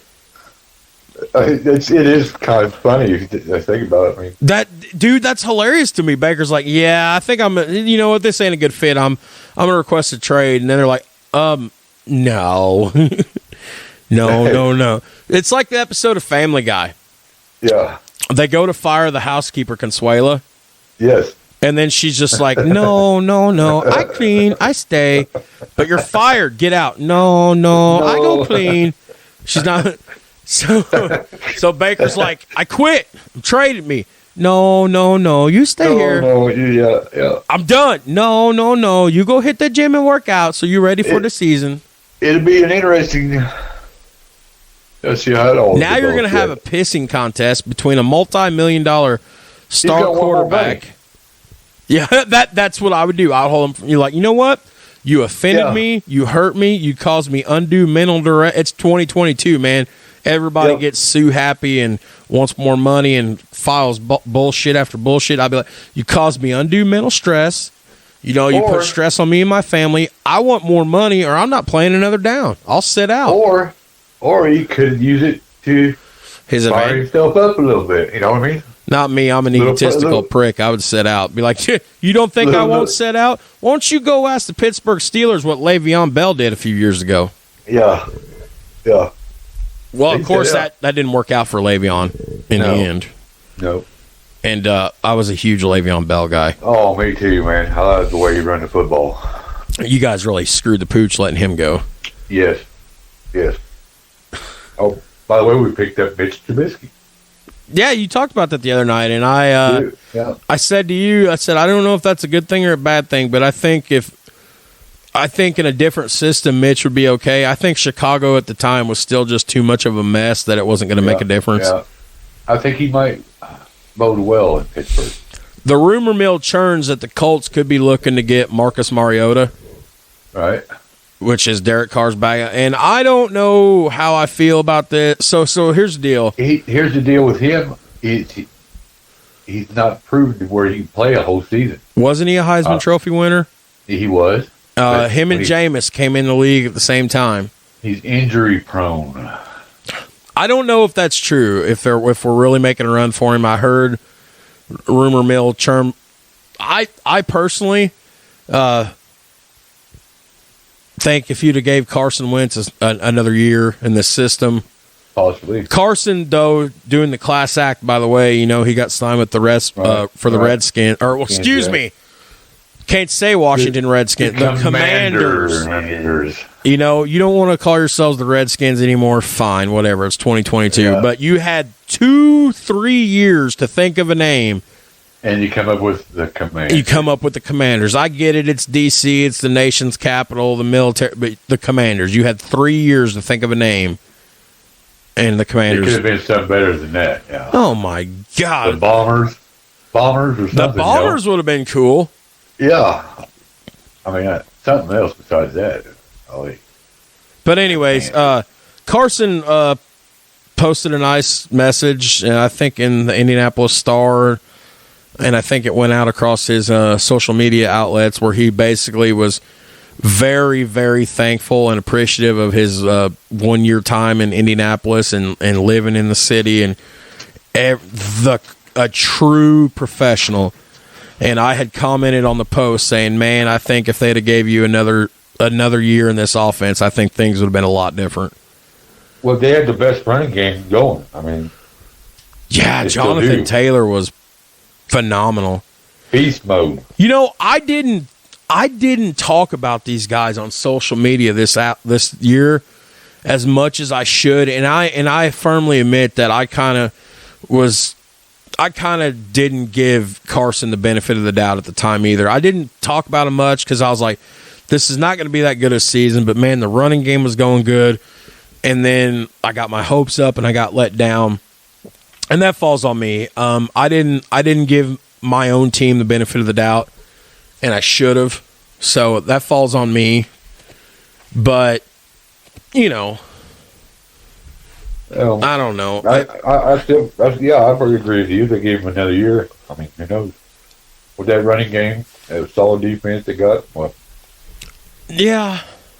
Recipe. That's a good recipe. It's just, here you go, Kurt. It just goes back to new stars are being made every day. Older players are retiring. Yep. Things change. Yeah. So. It's depressing. Getting older. Yeah. Man, I tell you what. I'm all depressed now. You're all depressed now? No. Shit, no. Man. You got another 20 years left. You're going to be a 70-something-year-old man still podcasting with me if I'm not dead first. Oh, we'll see. I don't know. I'm fat, man. You know, I could go at any time. Yeah, I'm fat too. I can go at any time. So this and I got a few years on you yet too. So you do. yep. So Sunday, 2 days from now, my middle one turns 8. So we're gonna have a birthday party tomorrow night, and it's not really a birthday party. It's just gonna be me and the kids, my dad and his girlfriend. That's it. That's it. But we're gonna do. I got a nice cake. The grocery store I work at, the IGA. The lady's making a cake. I'm gonna pick it up tomorrow. I need to go get a few groceries tomorrow too. And I said, "What do you want for your supper?" Now here's the thing with these kids. So, as you know, my schedule is I pick the kids up every Friday night. Right. So our divorce was final August of 2020. Our divorce decree states I get them every other weekend, 5 to 5, Friday through Sunday, and I get them 4 hours a night, one night a week. Well, I was working part-time at the store. And it was just there was never the same day scheduled, and I just told and we only did this for 6 weeks, and I told her, I said, this is stupid, I don't get to see him enough. And then she offered up, or I said, why don't I just keep him on Friday nights? She said, don't you want to go out and do stuff on Friday nights? At the time I said, I'm 30. I said, I'm 32, 33 years old. I said, no. I said, I don't need to go out on Friday nights anymore. Right. I was like, I would rather sit at home with them on Friday nights. So I gave up my Friday nights. So I keep them every Friday night. So I feed them supper on Friday nights. And then so the point to all this is during the weekends when I have them, we have pizza at least once a weekend, whether it's for lunch on Saturday or Sunday or supper Friday night or Saturday night. At least once we have a weekend we have pizza because it's quick.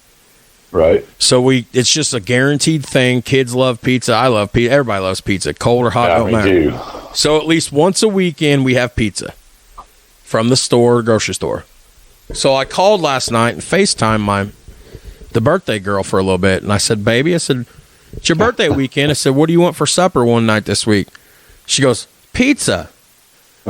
And I was like, "No, we do pizza once a weekend. Well, at least one. Why?" She goes, "It's my birthday and I want pizza." I said, "Okay." She goes, "But not store-bought pizza." She goes, "I want real pizza." I said, "Okay."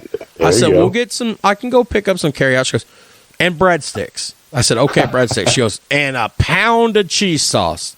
I said, "What?" She said, "A pound of cheese sauce." A pound of cheese sauce. Her exact words, "A pound of cheese sauce." I said, she said, "And that's just for me, not for Bubba or Sissy, just my cheese sauce." I like me some cheese too, by golly. A pound of cheese sauce. That's funny. So I said, "What do you want for your birthday?" And she said, "This or this or this." And I said, "Well, I don't know." She goes, "Or you could just give me money." I said, "Well, how about we do this?" I said, how about I just give you money, and then we have a daddy-daughter date one weekend where I just keep you by yourself instead of Bubby or Sissy, and we just go out shopping and go out to dinner. She goes, "Can we do that?" She goes, "That's a good birthday gift." So I guess I'm going to... There you go. I guess I'm not going to get her anything to unwrap because that's what she wants. So I'm going to get her... Let her pick it up. Card with some money. We'll go to Walmart, go shopping, and we have a day.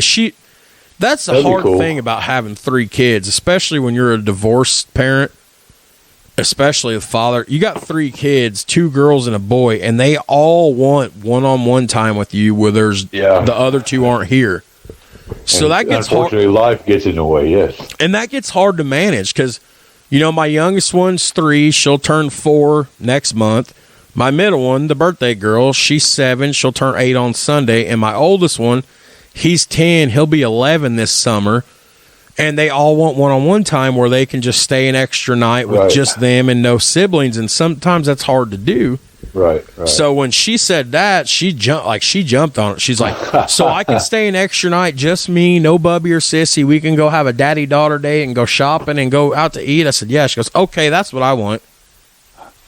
So that'd be awesome. That'd be an awesome thing. Yeah. Yeah, I'd say it's tough juggling all that. Yeah. It is tough, Puss. It is. Yeah, I'll imagine. Yeah, for sure. You had two boys. You never had to work, and it's different with girls. It's different. Yeah, I'm sure. I'm glad I had boys. Sometimes I don't know how it would have took being a girl dad. Yeah, because there eventually going to be some boy there, and it'd be like, being a girl dad kind of fucked me over, because my badass hard meter went down. Mm-hmm. These two little girls kind of they softened you up. Oh man, I hate the word soft, but yeah. If I'd have had all boys, I could have just used that daddy voice. Hey, get your ass in there. I could have been hard as shit all the time. Right. What else we got, Puss? I was just thinking this. I'm all excited because mushroom season's coming up. Any avid outdoor people like to mushroom hunt. I think we talked once about doing an outdoor episode where we talk about like hunting and fishing and stuff like that. Right. I haven't went mushroom hunting in I don't know how long. Dude, I can't wait. I look forward every year. I'm ready. Hey, you better fry me some mushrooms so we can have some mushrooms. So we can have an episode. Everybody always asks me when I go out and come back. I come back to, did you find any? Well, I went mushroom hunting, didn't I? Of course, I found some. Do you put them right there in your air fryer? Yeah, can or deep fry. I like deep fry too. You love that air fryer, don't you? I do.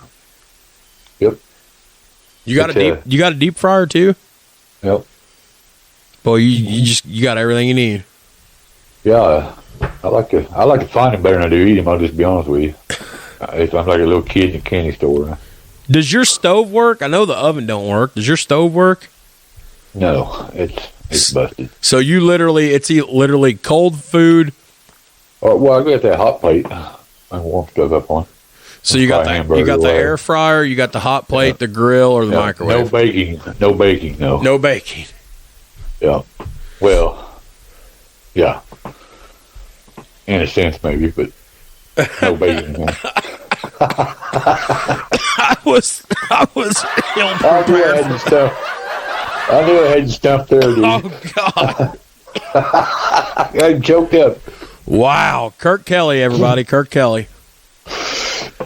Mushroom season, I guarantee you, we go out in the woods behind your house. If you want to go mushroom hunting, I'll let you know when they're up. Come on out. We'll go. You know what I did last weekend when we were supposed to be recording? What's that? I told you, didn't I? You probably did, but I went coyote hunting. Coyote hunting, that's right. Yeah, kayaking. I couldn't fit my ass in a kayak. You need to come up here and get rid of a few of them. I guarantee you, dude. I guarantee you.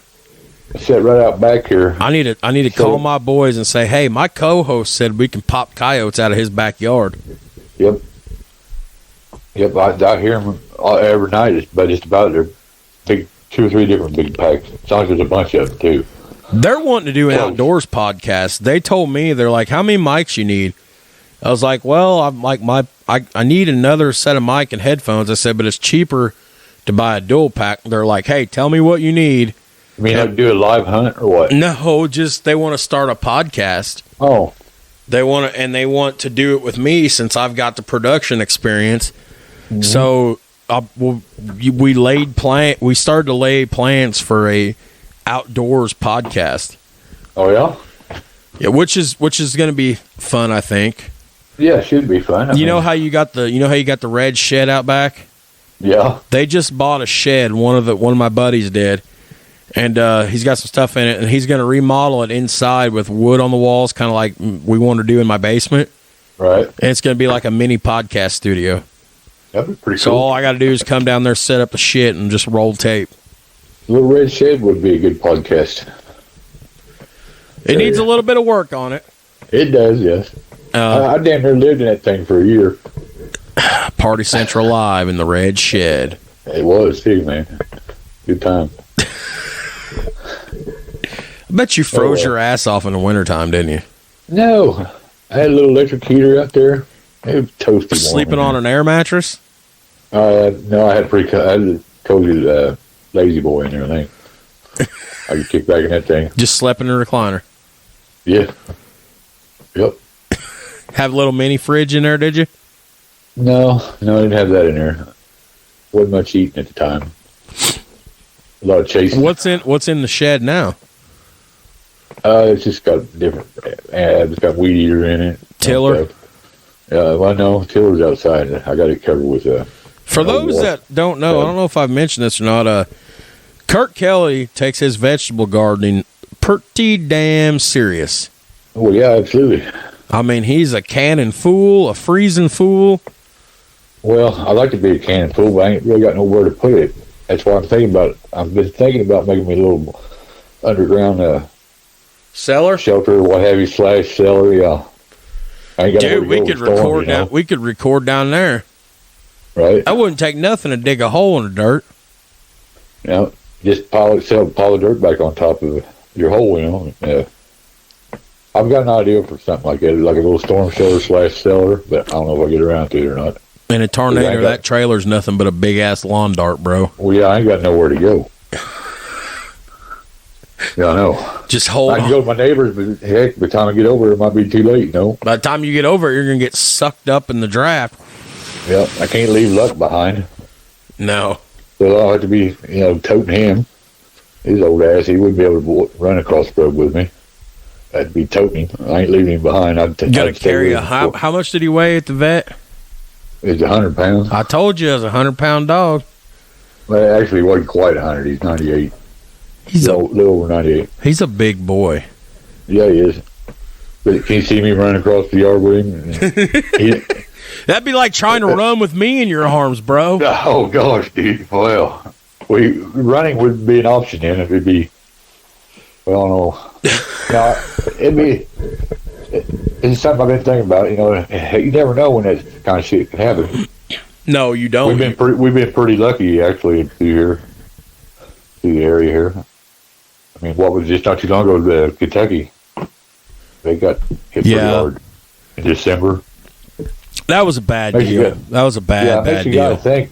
Makes you gotta think. And we've been pretty fortunate around this area. Yeah, that night, dude, I was laying awake because I had the kids that weekend, and I was laying awake just, watching and everything, and it just literally split us. There was, just like drawing two red lines, one above us, one, and it split. All we got was some heavy rain and some wind. I didn't get no hail. Right. But, man, we dodged a bullet. It seems like it happens quite often. It hits the river there, Wabash River in Ohio, and it kind of splits. So I don't know. We've been kind of lucky. And Mississippi River, I think that influences it some too. But you never know. I mean, he could come through here tonight. Who knows? Yeah. I have to call for storms later tonight. Yeah, I seen that. There's a hail threat for later on today too. Right. So, well, and if you got a hail threat, guess what? You're going to have a wind threat too. And if you have a wind threat, you got a possible threat for tornadoes. Yes. Very unstable atmosphere. But dude, I this sounds so bad out of context. Nothing scares me and excites me more at the same time than tornadoes do. I love watching YouTube. I'm very fat. Yes. I take it very seriously. I'm like, get underground now. But yet I'm always peeking out the door looking. That's just amazing to me that something that could be up to 2 mile wide.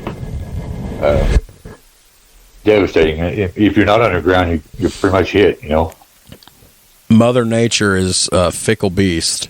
Yes, for sure. And we don't do it any favors by polluting the air, doing what we're doing. It ain't helping that. That's why we're driving all-electric cars. Oh, my God. Speaking of driving all-electric cars. Yeah. The rumor mill churns right now.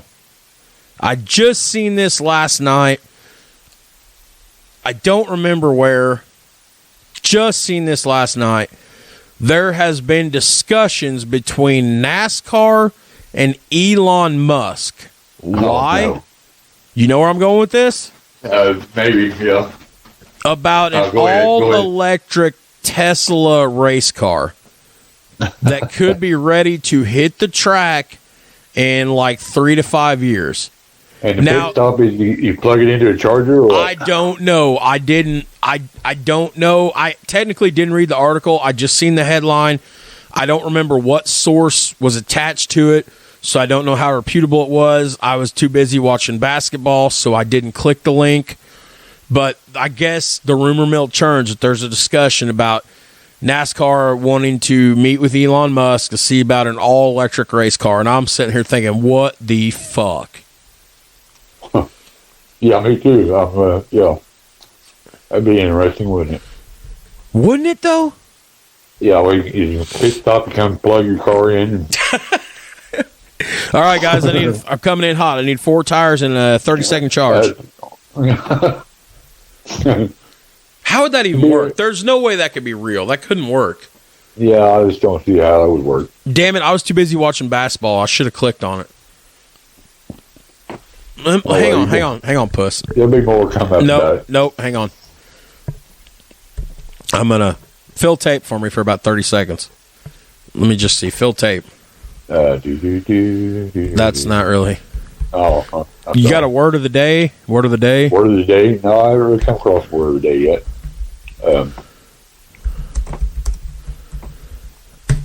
Tesla and NASCAR. Tesla and NASCAR. Let's see. Tesla and NASCAR. Tesla. What's the Tesla part? You got to do that. Tesla is the car made by Elon Musk. Oh, okay. I don't follow Elon Musk too much. I don't remember how reputable the source was.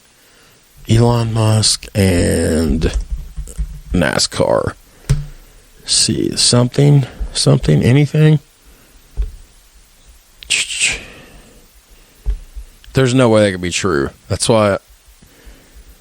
Now, Yeah, I don't think it was. Like I said, I didn't click the link. I didn't see what the source attached to the bottom was.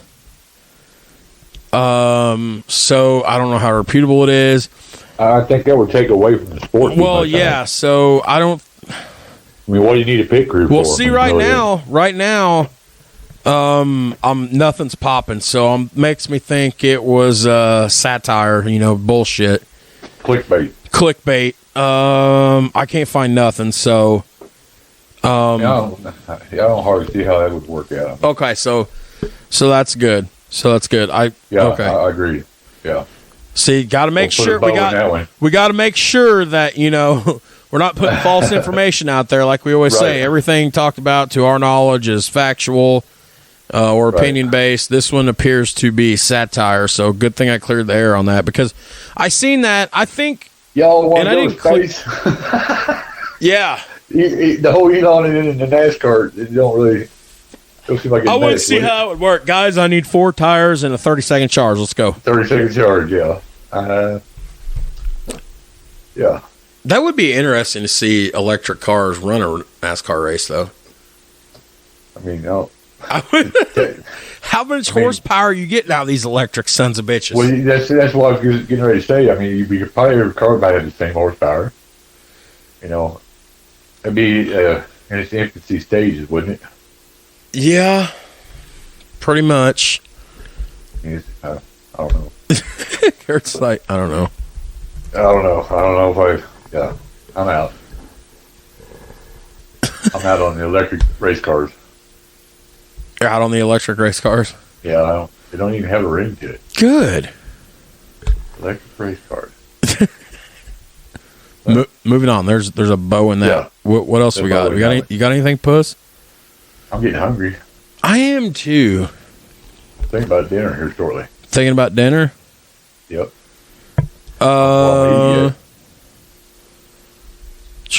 Yeah. My belly's buried. It's more you can hear it. I'm trying to see if we got any other thing I want to talk about. I don't really think this was I don't know what kind of episode this was. It's just a steel-toed episode. It's just a hodgepodge. Yeah. Like I said, we need to get back on for a few listeners we have. Yes, the few. That's my line. The few listeners that we have. Well, to borrow a line from your awesome co-host. Yes. Yeah. Your awesome co-host. That's right.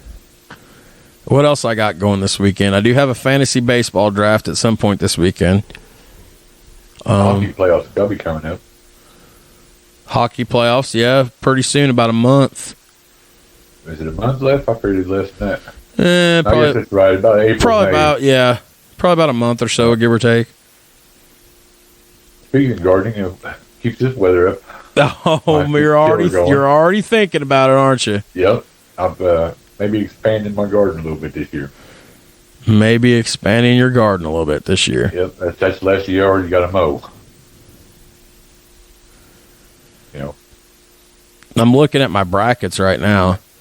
Did you know I picked Indiana to win in one bracket? I did 11 brackets. That's all I have picked up. them in mine too. I mean, my bracket's been turned upside down. I picked them in 11 brackets. Let's see, where am I at here? Two of my work brackets don't look too bad. Let's look at this one. This one's Honestly, I thought the right-sided bracket was weak. I felt like it was maybe weak or something. Maybe not. We'll look at this bracket just a second here. I got Duke picked to win it all. But I'm a homer, you know. Because you're a homer. I like me some Krzyzewski. Some Krzyzewski. Boy, Iowa losing really kind of fucked me. Oh, I did pick St. Peter's in this one. Over Kentucky? Yeah. This is my leading bracket here. I got whiffed on Vermont, who I was sure was going to take down Kansas, and they only lost by 4. I got whiffed on I did pick Marquette in this one. I picked North Carolina in most of them, but I did pick Marquette for some reason in this one at the time. I called St. Peter's over Kentucky. That's good. And the only other one I got whiffed on was Iowa, although I did pick Richmond in a lot of them, but I called Iowa in this one, and I got whiffed. Speaking of Richmond, there was another Richmond team about 86, 85 that put a good Indiana team out at the first round. I don't know if you ever heard of it or not, but Spud Webb was on that team, I think. Spud Webb was on that Richmond team. I got a Spud Webb rookie card somewhere. Really? Yeah. Hey, you're cool. You're gonna laugh. This one bracket here, the Final Four was Gonzaga, Purdue, Michigan, and Iowa. So it's funny you got 3 Big Ten teams. I didn't realize that at the time. I don't think I had any Big Ten teams going to the Final Four on bracket, which I forgot left at work. I'm embarrassed to say Purdue is winning this bracket. I'm probably going to get death mail now.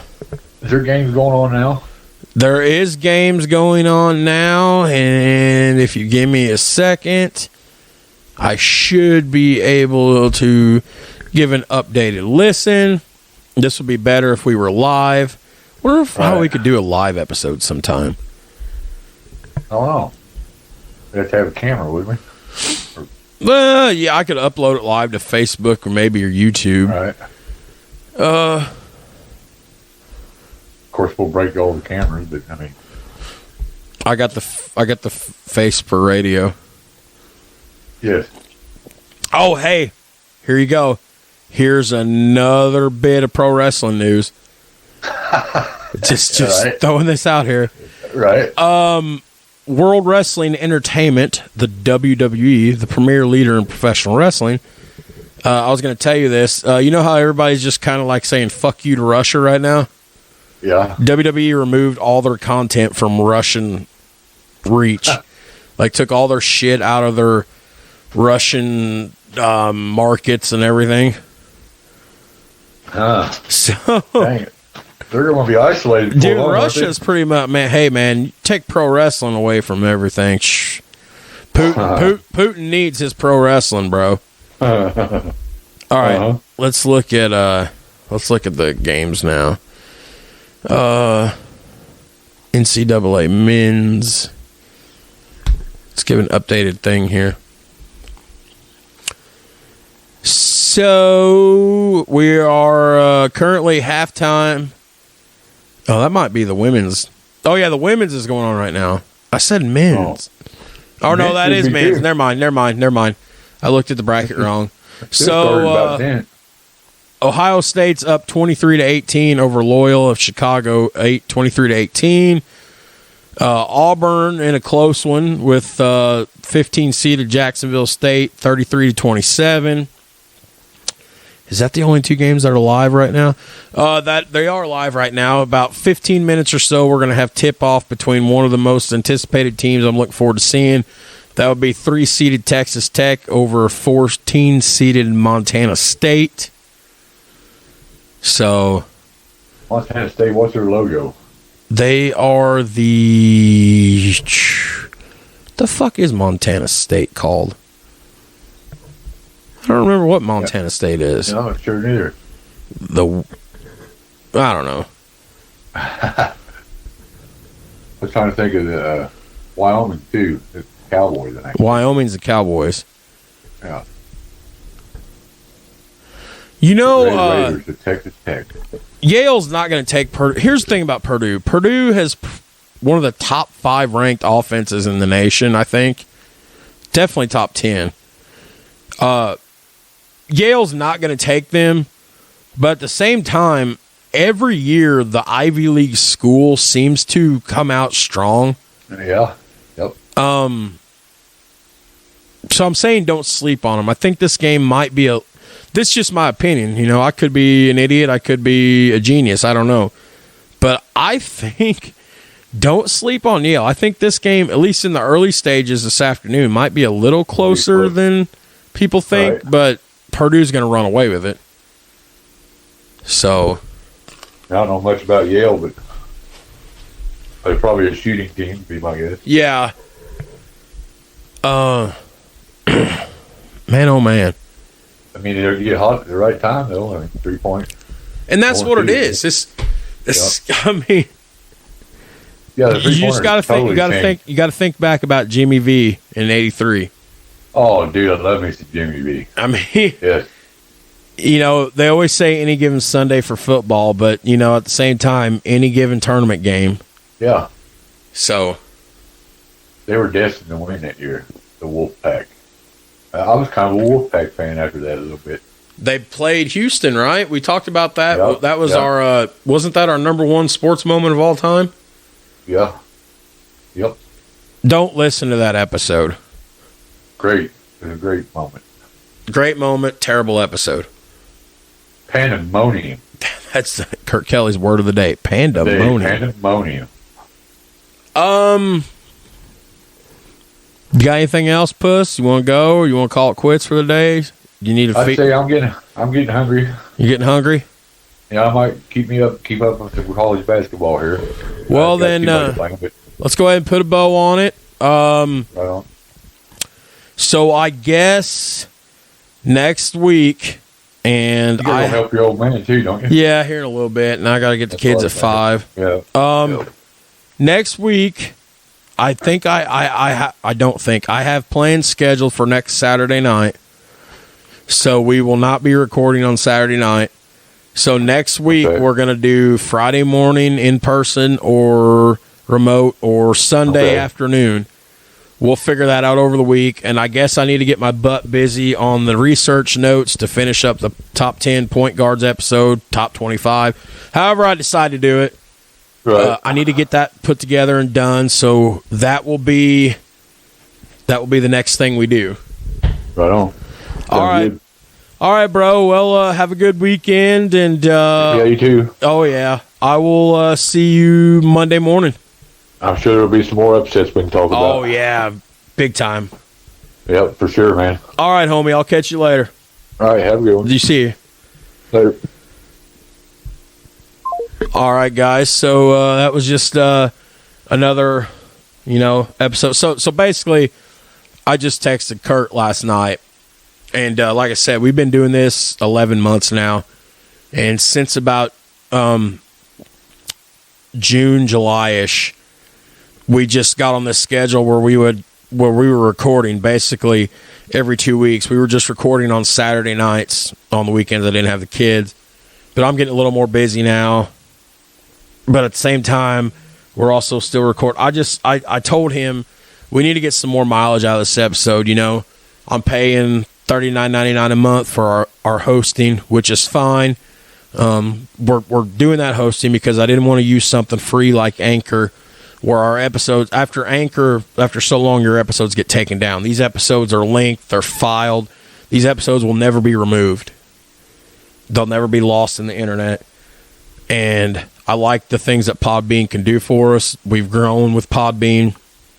But I was like, for $39.99 a month, I need something more than 2 episodes a month now. So we're going to try to get back to doing a brief, unrelated episode on a Friday or a Sunday, and then sticking with our usual mega episodes on. But anyways, so that was it for today. I don't know what I'll title this episode. This was just a hodgepodge of a lot of shit here. But it was fun. My phone is going absolute fucking 8 shit right now. What is going on here? Let's mute that. So, yeah, guys. So, for Kirk Kelly, it's Jared Atkins. I hope you enjoyed this Friday edition of Steel Toes and Scoreboards. And we will see you guys next time.